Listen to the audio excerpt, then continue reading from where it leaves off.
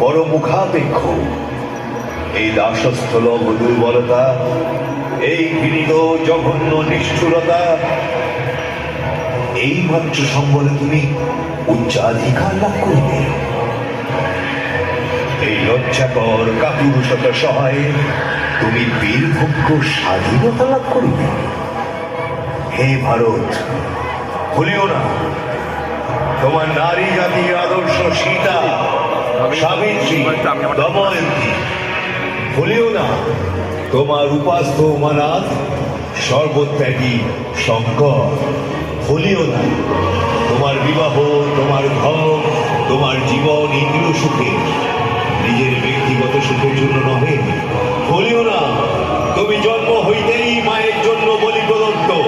ভুলিও না তোমার সমাজ সে বিরাট মহামায়ার ছায়া